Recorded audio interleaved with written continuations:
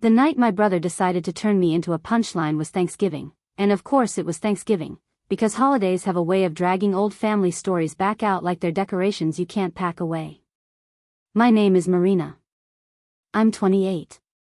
And in my family, that number means I'm officially out of excuses. To them, grown only counts if it comes with a suit jacket, a security badge, and a boss they can name drop over cranberry sauce. The kind of job they can translate into bragging. The kind of job that sounds respectable even if it makes you miserable. What I do doesn't sound like that. I work alone in a small apartment with a microphone and a laptop. I spend my days writing, recording, editing, rewriting, and re-recording until my voice sounds calm enough to hold someone else's messy feelings without breaking. It's not glamorous. It's not corporate. There's no office Christmas party. There's no elevator small talk. But it's mine. And to my brother, that's apparently hilarious. His name is Ethan. He's 31. Corporate sales. Insurance. The whole thing. The company car, the quarterly goals, the bonus conversations that somehow always find their way into dinner. My dad, Robert, talks about Ethan the way other people talk about athletes. My mom, Linda, collects little stories about his important calls like they're trophies she can set on a shelf. I'm the opposite shelf. The creative phase. The online thing. The what are you really doing with your life, kid who didn't stay on the safe path. This year Ethan showed up with a new girlfriend on his arm, and I could tell from the way my parents' faces lit up that they'd already decided she was a win. She had that polished, put-together energy. Perfect hair. Perfect smile. The kind of person who says, "So lovely to meet you," and actually sounds like she means it. She asked me questions, too, polite ones, like she was genuinely trying. But I noticed something else. Every time she looked at me, my parents looked at me right after, like they were monitoring the situation. Like they were waiting for me to do something wrong.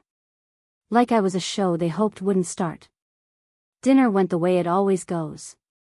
Ethan talked. My parents laughed at the right moments. My mom refilled everyone's drinks a little too quickly, like she could keep the mood glossy if no one sat in silence long enough to think. Ethan bragged about his numbers. About a client he saved. About how his boss had told him he was crushing it. He said it casually, but his eyes kept flicking toward me, checking to see if I was listening. Checking to see if I looked small. And then, after he'd had plenty of time to feel like the star of the room, his girlfriend turned to me with a warm smile and asked the question everyone eventually asks. "So, what do you do?" I opened my mouth to answer. I really did. I had rehearsed a version of it in my head on the drive over. Something simple. Something not defensive. Something that didn't invite jokes. But my dad cut across the table before a single word came out. "Don't embarrass us tonight," he said, like it was a friendly reminder. The table exploded into laughter.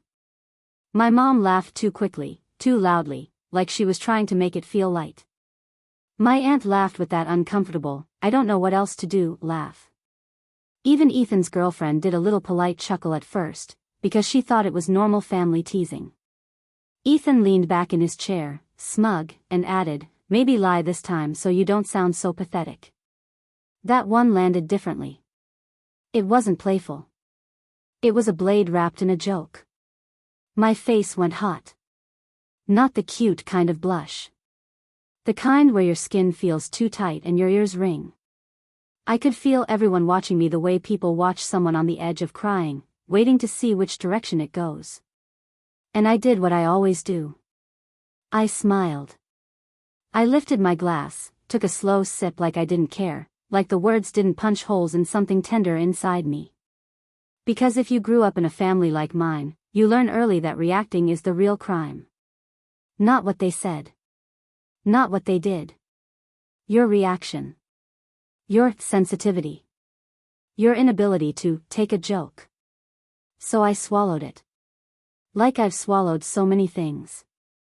A few minutes later, Ethan's girlfriend, her name was Harper, pulled out her phone because she wanted to show everyone something. She said it was her favorite podcast for long drives. The one that kept her awake when she was tired. The one that made traffic feel less awful. "Oh, you guys will love this," she said, bright and excited, scrolling. Ethan smiled like he was about to approve of something respectable. My parents leaned in, pleased. It's amazing how quickly they get interested when something has other people's approval attached to it. Harper hit play. And my voice filled the room. Calm. Controlled. Familiar in a way that made my stomach drop through the floor. For half a second, nobody even understood what they were hearing. They were just listening, like you listen to any voice coming from a phone. Then Harper froze mid-smile. She looked down at the screen, then up at me, then back to her phone like it had betrayed her. The laughter died in the air like someone had cut the power. My mom's fork stopped halfway to her mouth. My dad's eyes narrowed. Ethan's smirk flickered, then vanished. He tried to laugh again, but it didn't work this time. The sound didn't catch. Harper stared at me with wide eyes. Not accusatory. Not cruel. Just stunned, like the world had rearranged itself in front of her. I didn't explain. I didn't jump in and say, "Surprise. That's me." I just gave a small shrug, like the voice coming from her phone was merely familiar. "Huh," I said lightly. "That does sound familiar." Ethan changed the subject so fast you would have thought smoke was coming out of the kitchen. He asked my uncle about football. He complimented the stuffing. He laughed too loudly at his own joke like he could smother the moment under noise. But the shift had already happened. Because now something didn't add up. Now they knew I wasn't as easy to box up as they wanted. When I finally left, the cold outside felt cleaner than the warmth in that house. The streetlights smeared across my windshield as I drove home, and every red light felt like another memory of being laughed at, another small insult added to a growing pile I carried around quietly. Back in my apartment, the silence hit harder than the cold ever could. I tossed my keys onto the counter and just stood there in the dark for a second, letting the hum of the fridge and the distant city noise fill in the spaces where my family's voices used to be. My own voice echoed in my head, the one Harper had played, the one my parents had listened to like it mattered, until they realized it belonged to me. And the truth is, that podcast wasn't a hobby. It wasn't playing radio. It was my life. I run a channel called Midnight Mirror. I don't show my face. I don't use my real name. I write and narrate stories about betrayal, family pressure, humiliation, payback, the kind of quiet revenge that doesn't need screaming to land. I change names. I blur details. I protect people the way I wished someone had protected me. Millions of people listen. It's the reason I pay my rent without asking anyone for help. It's the reason I have health insurance. It's the reason I didn't drown when student loans came due and my parents shrugged like I'd chosen that struggle on purpose. A couple of years ago, I tried to share it with them. I was proud. I hit my first big milestone and showed them the analytics like it was proof I wasn't wasting my life. My dad laughed and asked when I was going to find a real job. My mom suggested I apply at a bank. Ethan told me I could put podcast under hobbies on my resume. That was the night I stopped letting them sit in the front row of my life. So when my voice slipped into their perfect Thanksgiving bubble by accident, it felt like the universe yanked the curtain back for just a second and let them see the stage they'd been mocking from the cheap seats. Standing in my kitchen that night, I realized I was done waiting for them to understand. I couldn't force respect out of people who enjoyed belittling me. But I could decide what they got access to. I could decide what parts of me stayed private. And maybe, just maybe, I could make sure the next time they heard my voice, they'd finally understand exactly what they'd been laughing at. The days after Thanksgiving, I did something I'd never done with my family before. I went quiet on purpose. No follow-up text asking if everyone got home safe. No little meme in the group chat. No, "Thanks for hosting" message to my mom like a peace offering. When she sent me a chirpy text about leftover pie and how I should swing by to pick some up, I let it sit there unread until the little notification bubble stopped feeling like a rope tugging at my ribs. Instead, I put all that energy where it actually mattered. The life they kept pretending wasn't real. Portland mornings have a particular kind of hush. That gray, slow light that makes the world feel softer, like it's giving you time to catch up to yourself. I'd wake up before sunrise, make a cheap mug of coffee that tasted like burnt hope, and sit by the window with my notebook open. That's when the stories came easiest, before the city woke up and before my brain filled with anyone else's opinions. People email me from everywhere. Not just the U.S. Not just English-speaking places. Everywhere. They write like they're whispering into a confession booth, like the internet is the only place they can say what happened without someone cutting them off and telling them they're being dramatic. A woman whose sister drained their mother's bank account and still played the victim.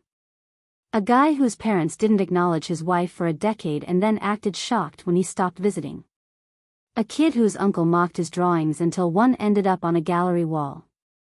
I change details. I change names. I shift locations. But the feelings are always the same shape. The same ache. The same anger that can't go anywhere because family is supposed to be sacred. Around 9, I'd step into my little recording corner. It wasn't glamorous. It was a converted closet with foam panels that never quite stuck flat, a mic on a boom arm, and a laptop that sounded like it was breathing hard every time I opened editing software. I'd pull my headphones on and let my voice do what it's always done, take someone else's pain and turn it into something structured, something that doesn't feel like chaos anymore. Calm. Measured. Almost soothing. You would never guess the person speaking is the same person who sat at a holiday table with her cheeks burning while her own father warned her not to embarrass the family. That week, in the middle of the usual stream of submissions and sponsor pitches, an email popped up with a subject line that made me blink like I'd misread it. Exclusive limited series offer, Emberwave Audio. Emberwave wasn't some random platform. Emberwave was one of the big ones. The kind that runs ads on buses. The kind that gets their logos splashed across billboards like they're selling a lifestyle, not content. I opened the email, read the first paragraph, then scrolled down, then scrolled back up and read it again, slower. They wanted a limited series under the Midnight Mirror brand. 10 episodes. A theme built around family expectations, humiliation, and what it costs to be labeled the disappointment. They referenced one of my recent uploads about a holiday dinner where a family mocked their daughter's work. They said the listener response was massive. They said their team believed there was a bigger project there. The payout number at the bottom made my hands go a little numb. I stared at it for a long time, thinking about my dad complaining I didn't have a boss. If he only knew I was about to sign a contract that came with legal language thicker than anything he'd ever had to read for work. If he knew my fake job was about to become a deal big enough to change my entire year. I wrote back, trying to keep my tone professional and normal, like my heart wasn't thumping against my ribs. We scheduled a call for the next day. When the meeting started, my camera stayed off like always. My little avatar floated in the corner instead of my face. The Emberwave team didn't push me. They called me by my channel name, told me they respected my anonymity, and talked about my work like it was worth something. They suggested a title for the series. Family Lines. I liked it immediately, not because it sounded dramatic, but because it sounded true. Like a rope stretched tight across generations. Like the invisible rules that yank you back into the same role every time you think you've escaped. As they talked about rollout schedules and cross-promotion, I couldn't stop seeing my family table. My brother's smirk. My father's voice, flat and dismissive, saying don't embarrass us tonight. The irony of it sat heavy in my chest. They had no idea they'd just handed me the skeleton of an entire series. One of the producers mentioned they were exploring brand partners too, companies that valued self-worth, boundaries, healing from toxic expectations. I almost laughed out loud because of course they were. My life had basically become a case study in what happens when you stop begging your family to treat you like a person. My phone buzzed on the desk. A new email. This one made my stomach flip in a completely different way. It was from a skincare brand I recognized. Clean aesthetic. Big online campaigns. The kind of company that partnered with creators who talked about confidence like it was a product you could bottle. The sender's name was Harper James. Harper. Ethan's new girlfriend. At Thanksgiving, she'd mentioned marketing in Seattle like it was nothing. She'd laughed politely at my dad's jokes because she thought that was just how families worked. She had played Midnight Mirror at the table because she genuinely loved it. She hadn't known who I was. But she knew the channel. And now she was emailing the voice behind it. I leaned back in my chair and stared at her message until the words blurred. She wrote that she loved Midnight Mirror. That the calm narration felt like it reached into people's chests and loosened knots they didn't know they were carrying.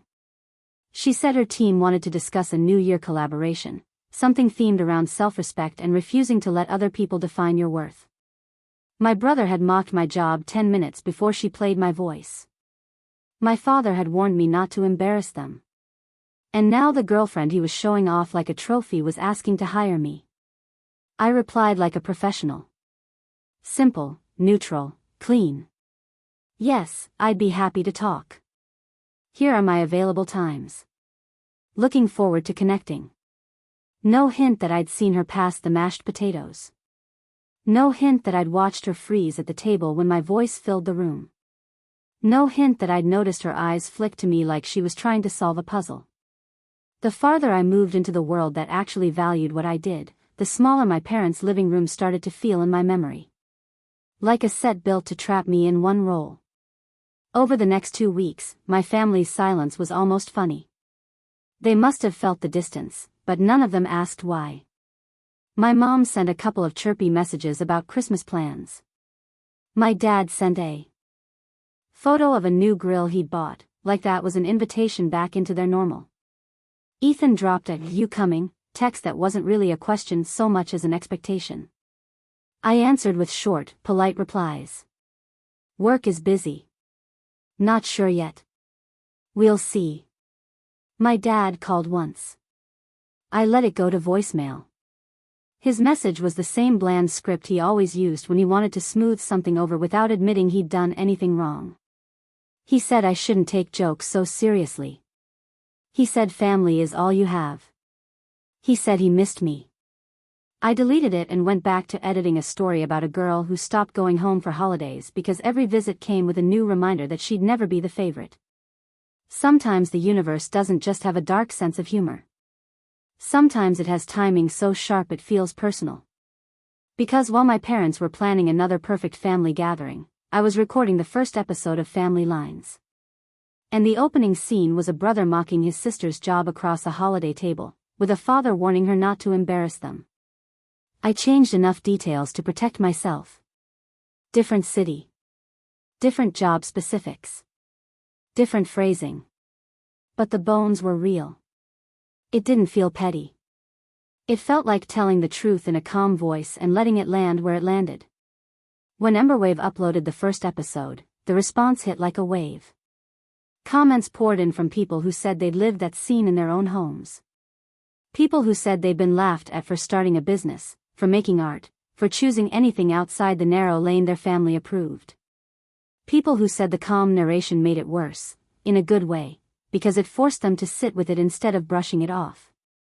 My listener numbers jumped. The episode slid onto social feeds. Someone clipped a line and posted it with a caption like, "This is exactly what my family does." Another person wrote, "It's the quiet voice that makes it feel lethal." And in the middle of that, Harper's team confirmed our meeting time. The call with her company started like any other business call. She sounded bright and polished, running through campaign goals and audience demographics. She said they wanted a voice that felt steady, safe, trustworthy. She said Midnight Mirror was perfect. My camera stayed off, like always. I listened more than I spoke. And while she talked, I stared at her name in the corner of the screen and remembered her sitting at my family table, smiling politely while my brother laughed at me like I was entertainment. At one point, she mentioned a specific episode that had hit her hard.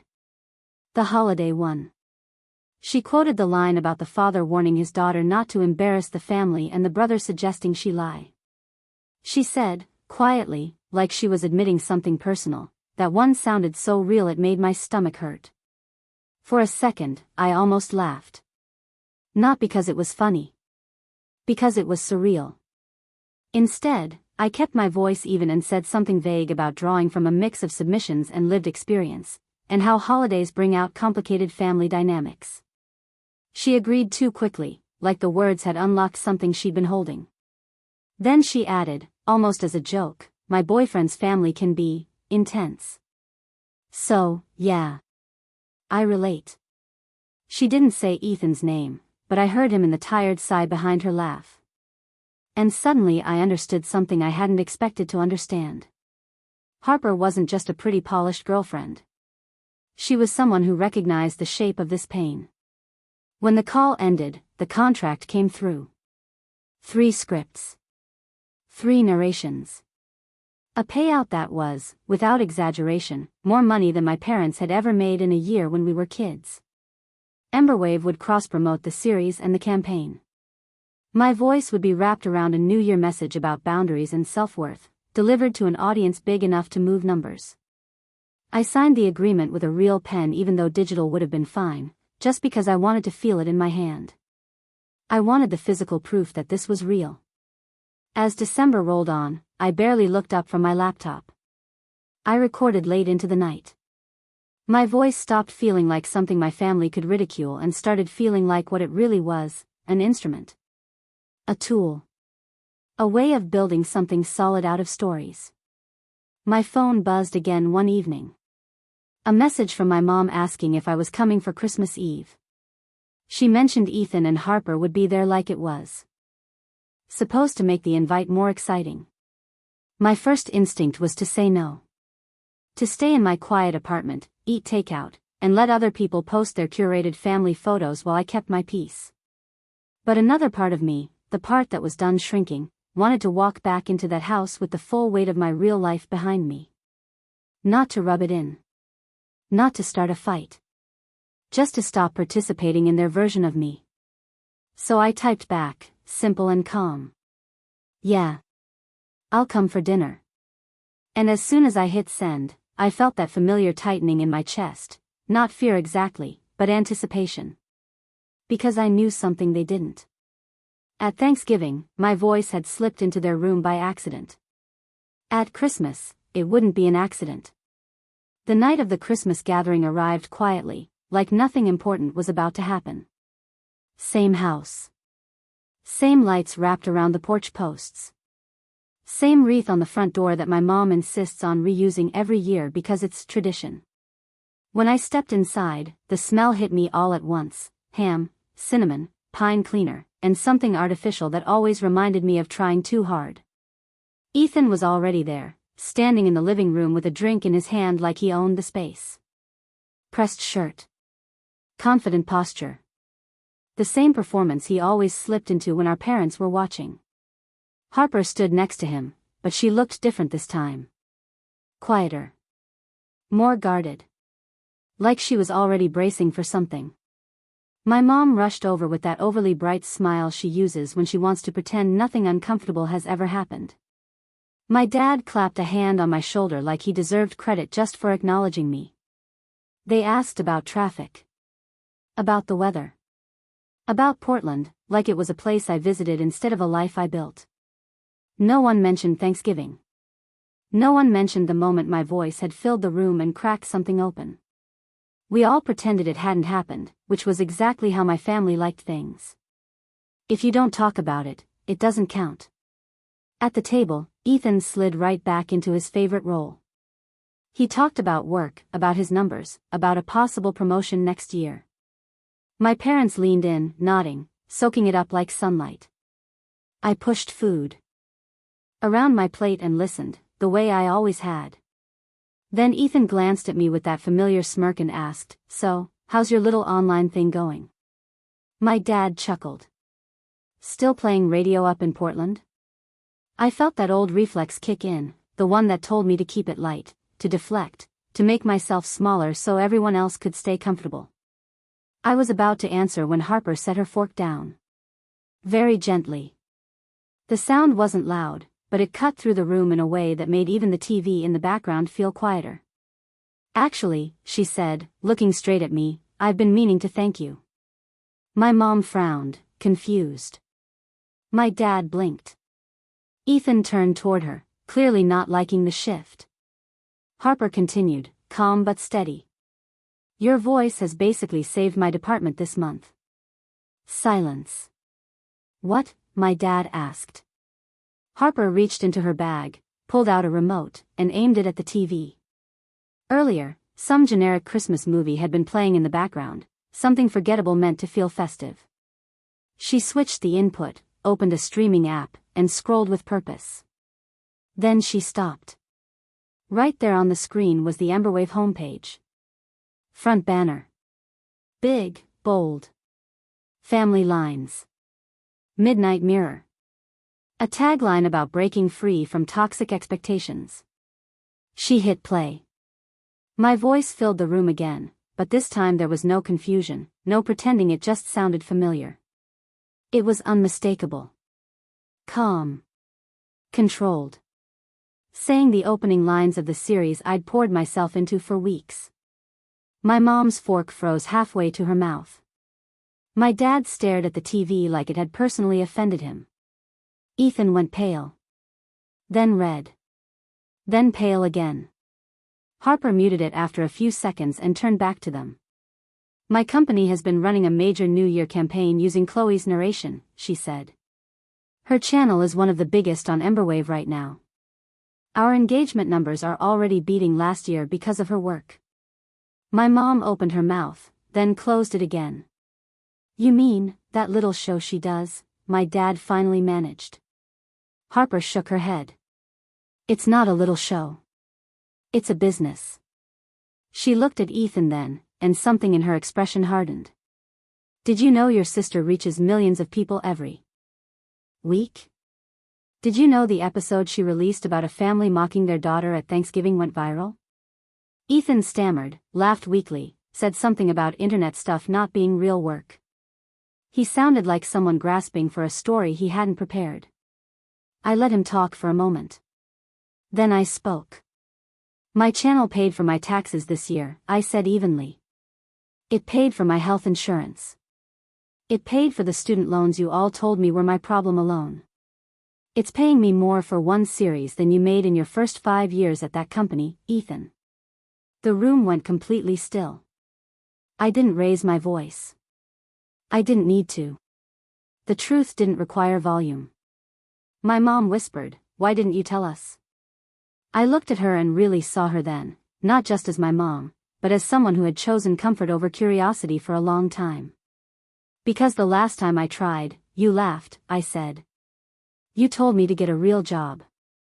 Dad called it playing radio. Ethan told me to list it under hobbies. So I decided my work wasn't for you. It was for people who actually listened. My dad shifted in his chair, already gearing up to minimize it. We were just joking. You take things too seriously. Harper cut in before I could respond. She turned to Ethan, her voice sharp but controlled. Is that how you talk about me when I'm not around? Is that how you talk about my industry too? Ethan sputtered. No, it's different. It's family. We tease. Harper stared at him for a long moment, then glanced back at the TV where the Emberwave logo glowed under my channel name. My boss knows who Midnight Mirror is, she said quietly. He told me last week that landing this collaboration was the best thing I did all quarter. Your company is trying to pitch a partnership with us next year. Do you understand how bad it looks that you sit here laughing at the person we're building campaigns around? Ethan had no answer. My dad looked like he wanted to sink into the floor. My mom dabbed at the corner of her eye with a napkin, but she didn't say anything. And strangely, I felt calm. This wasn't revenge in the way they probably imagined. I wasn't humiliating them. I wasn't attacking. I was just letting reality stand where jokes used to be. The rest of dinner dragged under a heavy blanket of silence. Harper barely touched her food.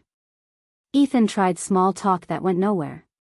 My parents kept stealing glances at me like they were seeing a stranger. When dessert came out, Harper stood up and said she needed some air. I followed her onto the porch. The cold hit my face hard, sharp enough to wake me up fully. She crossed her arms and stared out at the yard lights. "I'm sorry," she said quietly. "For what they said to you. And for not speaking up at Thanksgiving." "You didn't owe me that," I said, though part of me had wanted someone to interrupt the laughter that night. "I should have," she replied. "I knew something was off. The way they looked at you. The way Ethan laughed. Listening to your episodes afterward just made it impossible to ignore." We stood there for a minute, breath fogging in the air. "Finally," she said, "I can't be with someone who talks about people like that. Especially when my entire job is about telling women their worth isn't defined by anyone else." I knew what she meant before she finished the sentence. When Ethan came out a few minutes later, she ended it calmly. No shouting. No drama. Just a clear statement that his attitude toward me, toward her work, toward the idea of respect, wasn't something she could build a life around. He tried to blame his upbringing. Tried to laugh it off. Tried to soften it into a misunderstanding. She didn't budge. Watching him scramble, I recognized the look on his face. The same look I'd worn for years when my reality was dismissed like it didn't matter. I didn't feel triumphant. I didn't feel cruel. I felt done. A few weeks after Christmas, the dust started to settle in a way that felt almost unreal. Life didn't explode. There was no dramatic fallout scene where everyone apologized at once or suddenly understood me perfectly. It was quieter than that. More uncomfortable. And somehow, more honest. I heard through a mutual friend that Ethan's company never moved forward with the partnership they'd been quietly chasing with Harper's brand. Officially, it was because of internal restructuring. Unofficially, the story was that leadership decided to work with people who actually lived the values they were selling, not just talked about them in meetings and ignored them at home. Ethan kept his job, but the promotion he'd been bragging about all fall quietly disappeared. No announcement. No explanation. Just gone. My dad never brought it up. Not once. My mom didn't mention Harper again either, like saying her name might reopen something they didn't want to face. But a strange thing happened a few days later. When I uploaded a new Family Lines episode, 2 new subscribers appeared almost immediately. The names looked suspiciously familiar. Not exact, but close enough that I had to stop and stare at the screen for a second. I didn't know how to feel about that. It wasn't satisfying in the way movies make it seem. It was just strange. Like they were finally listening, but from behind a door they'd locked themselves out of years ago. Time kept moving, because it always does. A few months passed. I moved into a slightly bigger apartment, one with a real office instead of a desk jammed into the corner of my bedroom. Emberwave confirmed a second season of Family Lines before the first one had even fully finished its run. The skincare campaign won an industry award for storytelling, and their team asked if I'd consult on the next one. I started running small online workshops too. Nothing flashy. Just practical sessions where I taught other creators how to build anonymous brands, how to protect themselves while still telling stories that mattered, how to keep their voices without handing their identities to people who might misuse them. Every time someone messaged me afterwards saying they finally felt like their work counted, something in my chest loosened a little. Every now and then, my phone would buzz with a text from Ethan. "Hey, hope you're doing well. Do you have any advice on building a personal brand?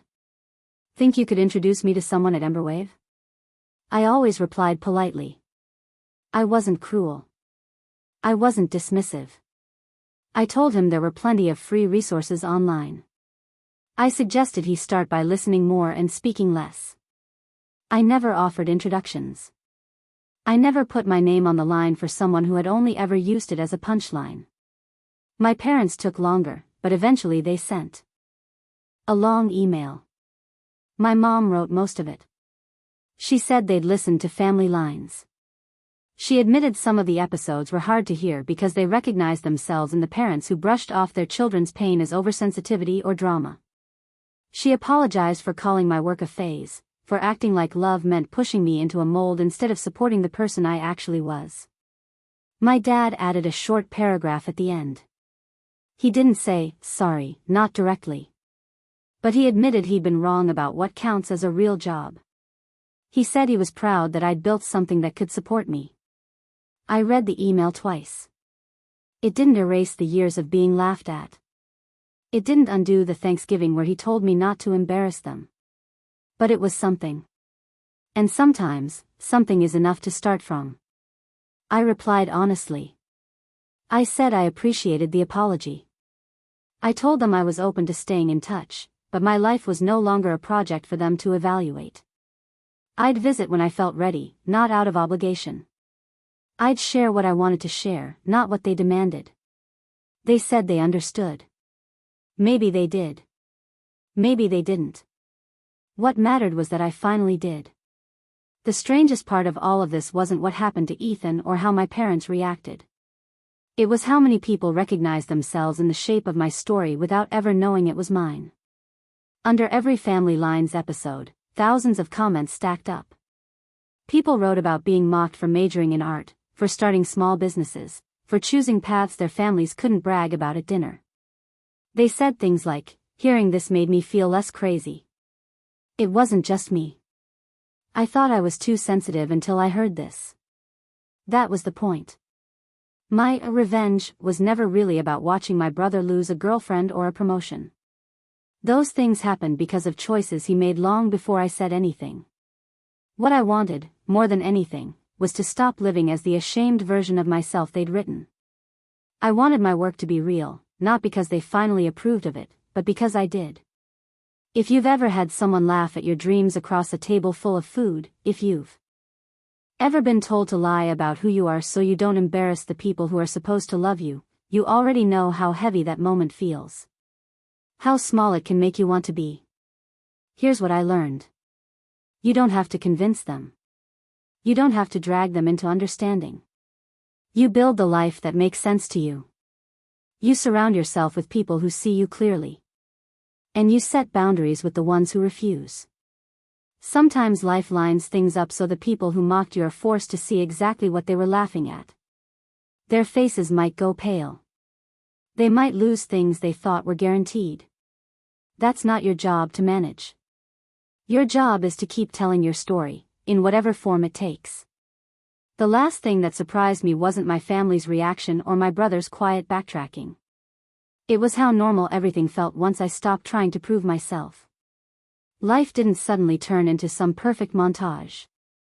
I still woke up early. I still sat with my coffee by the window.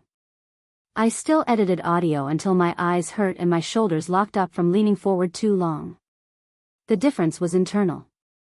I wasn't bracing anymore. I wasn't waiting for the next joke or the next comment that would remind me I didn't belong. I belonged to myself. The Family Line series wrapped its first season with more attention than I ever expected. Emberwave promoted it heavily. Listeners kept finding it months later and writing to say they felt like someone had finally put language to the thing they'd been carrying around quietly for years. That kind of message never got old. Not because it fed my ego, but because it reminded me why I'd started telling stories in the first place. The second season was greenlit without hesitation. The skincare brand renewed their partnership and brought me in earlier this time, not just as a narrator, but as a creative consultant. My voice wasn't just something they used anymore. It was something they respected. Every once in a while, my parents would send a short message. Nothing heavy. Nothing evaluative. Just updates. A photo of the dog. A comment about the weather. My mom once asked how my recordings were going, then corrected herself and said, "Your work." It was a small thing, but I noticed it. Ethan stayed quieter. He still reached out occasionally, always polite, always casual. I never blocked him. I never punished him. I just didn't step back into the role he was most comfortable with. I didn't reassure him. I didn't make myself useful to him. I stayed neutral, which turned out to be far more unsettling than anger ever could have been. The truth is, losing Harper wasn't the real consequence for him. Losing the story he told himself about who mattered was. And that wasn't something I could fix for him, even if I wanted to. One night, months later, I was recording a new episode when I paused mid-sentence and laughed softly to myself. Not because the story was funny, but because I realized something. My brother's words at Thanksgiving, my dad's warning not to embarrass the family, all of it had felt enormous at the time. Like it defined me. Now it felt small. Not because it didn't hurt, but because it didn't own me anymore. I finished the recording, saved the file, and leaned back in my chair. Outside, the city hummed. Inside, my apartment felt solid. Quiet. Mine. If there's one thing I'd want anyone listening to take from this, it's this. Being mocked doesn't mean you're wrong. Being dismissed doesn't mean you're failing. Sometimes it just means the people around you only know how to value what they can explain to others. You don't owe them a translation. You don't owe them proof in a language they refuse to learn. You build anyway. You speak anyway. You choose yourself anyway. And if one day the people who laughed are forced to hear your voice, see your work, or confront the reality they ignored, that's not revenge. That's just the truth catching up.